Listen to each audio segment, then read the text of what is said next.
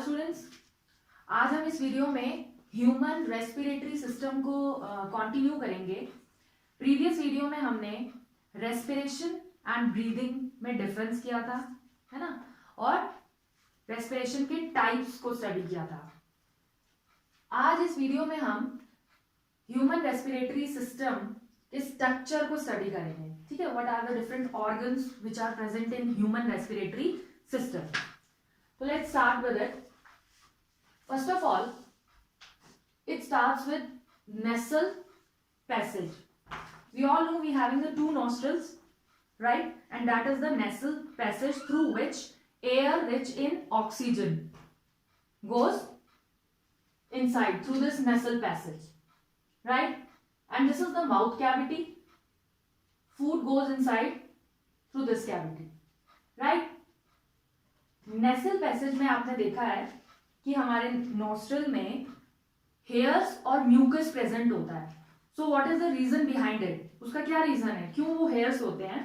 That is because आपने देखा होगा कि जब हम air rich in oxygen inhale करते हैं तो that contain so much dust particles, right? So that hairs block the entry of that dust particles in our body. ठीक है, एयर को फिल्टर करते हैं डस्ट पार्टिकल्स, हेयर्स।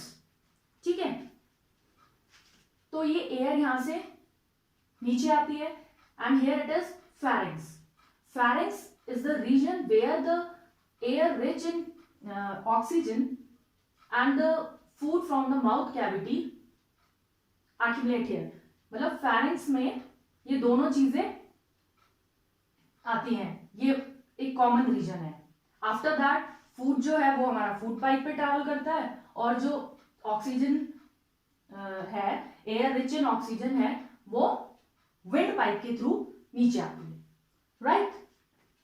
तो इस डायरेक्शन में आपकी एयर नीचे आती है। This box like structure, this is called the larynx. Larynx क्या होता है? हमारा वॉइस बॉक्स। हम जो भी बोल पाते हैं that is through larynx, right? After that there is a trachea. You will see ring like structure here, है ना? This is what rings of cartilage. जो हमारा ट्रैकिया होता है उसमें ये कार्टिलेजिनियस रिंग्स होती हैं। ये क्वेश्चन एग्जाम्स में आता है कि why rings of cartilage are present on trachea. तो ये क्यों होती है? एक्चुअली क्या है, ये हमारा ट्रैकिया है, एयर यहां से अंदर जाती है ना? तो आपने देखा होगा कि जब हम सांस ब्रीथ आउट करते हैं तो कोलैप्सिंग का डर रहता है, वॉल्स ऑफ ट्रैकिया कोलैप्स हो सकती हैं। तो उस कोलैप्सिंग को बचाने के लिए ये रिंग्स ऑफ कार्टिलेज होती है। ठीक है, जब आप जैसे हम पाइप लेते हैं, स्ट्रॉ होती है ना? स्ट्रॉ में जब आप सक करते हो तो उसकी जो स्ट्रॉ की वॉल्स हैं वो क्या हो जाती है, समटाइम कोलैप्स हो जाती है ना? तो उसी कोलैप्सिंग को प्रिवेंट करने के लिए cartilaginous rings are there, right? Cartilage आपको पता है, कार्टिलेज क्या है? हमारी बॉडी में आपने देखा होगा बोन्स। हमारी बॉडी किससे बनी हुई है? बोन्स। बोन क्या है? Very hard structure. तो कार्टिलेज जो है आप कह सकते हो it is a soft kind of bone. आपने देखा होगा when you touch your ears and nose, क्या है यहाँ पे? बोन्स नहीं है। बोन्स तो बहुत हार्ड होती हैं, है ना? लेकिन दिस इज वेरी सॉफ्ट, पर इतना सॉफ्ट भी नहीं है कि ब्रेक हो जाए, है ना? तो दिस इज कॉल्ड कार्टिलेज। तो ये जो कार्टिलेज होती है, हमारे जो ऑर्गन्स है, लाइक नोज है, नोज का टिप आप टच करोगे तो ये आपको थोड़ा सॉफ्टर लगता है, उतना बोनी लाइक स्ट्रक्चर नहीं है। तो ये किससे बने हुए हैं? कार्टिलेज से। तो ऐसे हमारी बॉडी में कई पार्ट्स हैं जो कार्टिलेज से बने होते हैं।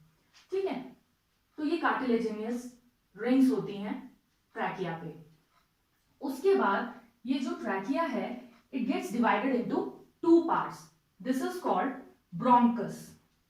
Bronchus is the singular word and bronchi is plural. ठीक है, तो ये टू ब्रोंकाइज में आपका ट्रैकिया डिवाइड होता है, राइट? आफ्टर दैट आप देखो ये क्या है? This is lungs.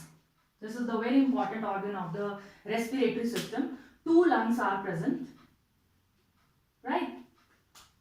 और उसके बाद ये जो आपका ब्रोंकाई है ये आगे डिवाइड हो रहा है किसमें? ब्रोंक्यूल्स में. फर्दर ब्रांचेस है. मेन जो ब्रांच आ रही है वो क्या है आपकी? ब्रोंकाई. और उस ब्रोंकाई से जो फर्दर डिवीजन हो रही है, फर्दर ब्रांचेस निकल रही है, दैट इज कॉल्ड ब्रोंक्यूल्स. और उन ब्रोंक्यूल्स के एंड्स में आप देख रहे हो, this is what a balloon like structure, like this, है ना? Balloon like structure. This balloon like structure is called alveoli, right? Alveoli. There are millions of alveoli present in our lungs. Alveoli. Alveoli is again plural word. Alveolus is singular. ठीक है? तो so many alveoli are present in our lungs. तो जो ये alveoli है इसका structure आप देख लो, it is kind of convoluted kind of, जैसे हमने स्मॉल इंटेस्टाइन में विलाई स्टडी किया था, है ना? विलाई भी कुछ कुछ इसी टाइप से था, फिंगर लाइक प्रोजेक्शंस. तो जो ये एल्व्यूलाई होते हैं ये भी थोड़ा सा इस टाइप के होते हैं. तो व्हाट इज द रीजन? तो इसका भी सेम वही रीजन है कि it helps in exchange of gases, so it gives the maximum area for exchange of gases. ठीक है? इस एल्व्यूलाई से बहुत सारी ब्लड वेसल्स निकलती हैं, right? It increase the surface area so that maximum exchange of gases takes place, right? तो ये जो हमारी lungs हैं ये कहाँ प्रेजेंट होती है? हमारी जो चेस्ट कैविटी है ना, उसमें प्रेजेंट होती है. That is called thoracic cavity. lungs present in thoracic cavity. और ये जो lungs हैं आपने देखा होगा कि ऐसे बाहर क्या होता है, इसके पूरा रिब केज होता है. Rib cage is present for protection. It is protected inside the rib cage. ठीक है? बहुत डेलिकेट होती हैं, तो बाहर से bony rib cage is present, right? After that जो हमारी लंग्स हैं ये एक मेम्ब्रेन से कवर होती है. Membrane is there. उस मेम्ब्रेन को क्या बोलते हैं? That is pleural membrane. Pleural membrane, right? तो ये तो हमारा स्ट्रक्चर है रेस्पिरेटरी सिस्टम का. ठीक है? इसको आगे देखते हैं.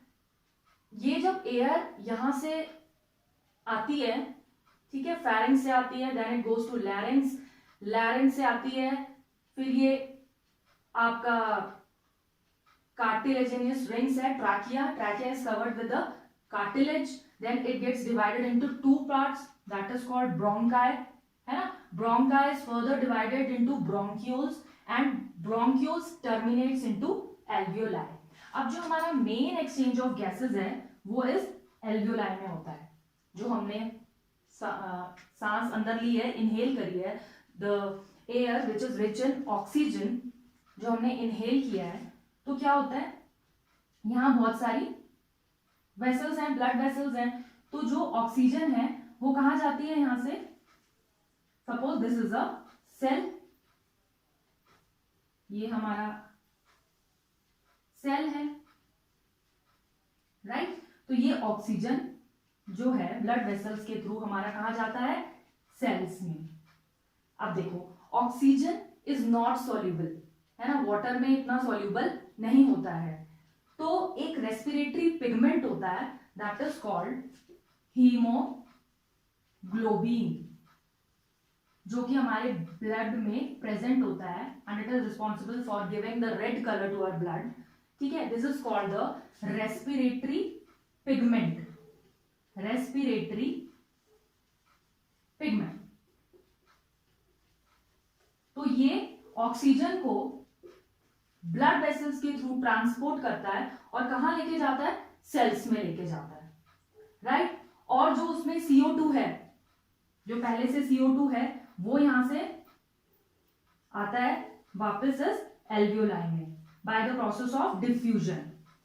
CO2 को हीमोग्लोबिन कैरी नहीं करता है because CO2 is soluble in water, so वो ब्लड में अपने आप से ट्रांसपोर्ट होके एल्वियोलाई में आता है by the process of diffusion. Diffusion हमने लोअर स्टैंडर्ड में पढ़ा है, from high concentration to low concentration. तो ये इस टाइप से एक्सचेंज ऑफ गैसेस होता है, ठीक है। अब ये O2 हमारे सेल में आया है, सेल में भी कहां पे, माइटोकॉन्ड्रिया में, है ना, माइटोकॉन्ड्रिया में है जहां पे पहले से ही क्या प्रेजेंट है, हमने डाइजेशन में पढ़ा था, जो हमारा सिंप्लीफाइड फूड हुआ है, डाइजेस्टेड फूड हुआ है, वो ऑलरेडी कहां प्रेजेंट है, माइटोकॉन्ड्रिया ऑफ द सेल। तो इसमें पहले से C6H12O6 प्रेजेंट है। अब इस C6H12O6 को क्या मिल गया, ऑक्सीजन। तो अब ये ऑक्सीजन क्या करेगा, इसको तोड़ेगा, इसको ब्रेक डाउन करेगा और एनर्जी लिबरेट करेगा, है ना। तो ये क्या रिएक्शन होगा, C6H12O6 plus O2 gives you this carbon dioxide, जो यहाँ डिफ्यूजन प्रोसेस से आपका एल्वियोलाई में आएगा, plus water plus energy, and will going to use this energy for different various life activities. ठीक है, क्लियर हुआ, समझ में आया। हमने यहां से ऑक्सीजन रिच एयर इनहेल करी, ट्रैकिया के थ्रू एयर आई, ऑक्सीजन है उस एयर में, राइट, और ब्रोंकाई में डिवाइड हो गई, and that bronchi further divided into bronchioles, और उन ब्रोंक्यूल्स के एंड में क्या प्रेजेंट है, एल्वियोलाई प्रेजेंट है, and this alveoli is responsible for the exchange of gases. इस एल्वियोलाई से ऑक्सीजन जाएगा कहां, सेल में, सेल के भी कौन से पोर्शन में, माइटोकॉन्ड्रिया में, राइट, जिसमें ऑलरेडी पहले से ही हमारा डाइजेस्टेड फूड प्रेजेंट है ना, जो डाइजेशन के बाद हमारा जो सिंप्लीफाइड फूड आया है वो ऑलरेडी इसमें प्रेजेंट है, and this oxygen is not soluble, ठीक है, सोल्यूबल नहीं होता, तो ये इसको कौन ले जाता है, रेस्पिरेटरी पिगमेंट हीमोग्लोबिन। तो ये हीमोग्लोबिन की हेल्प से ट्रांसपोर्ट होता है और सेल में जाता है, और जो उस सेल में पहले CO2 है ना, वो CO2 डिफ्यूजन प्रोसेस के थ्रू एल्वियोलाई में वापस आती है, राइट। तो ये जब ऑक्सीजन इस ग्लूकोज को ब्रेक करेगा, तोड़ेगा, तो हमें क्या मिलेगी, एनर्जी। क्लियर है। अब क्या है, देखो, एनर्जी जो है हमारे माइटोकॉन्ड्रिया में इन the form of ADPs present है। माइटोकॉन्ड्रिया का स्ट्रक्चर कैसा होता है, ऐसा, it is double membrane structure, right. तो ये जो सारी रेस्पिरेशन की रिएक्शन हो रही है, ये कहां हो रही है, इस माइटोकॉन्ड्रिया के अंदर हो रही है ना। तो इधर क्या होते हैं, ADPs हैं, ADP is what, adenosine diphosphate, diphosphate means two phosphorus present है, और माइटोकॉन्ड्रिया में बहुत सारे एलिमेंटल फॉस्फोरस भी प्रेजेंट होते हैं।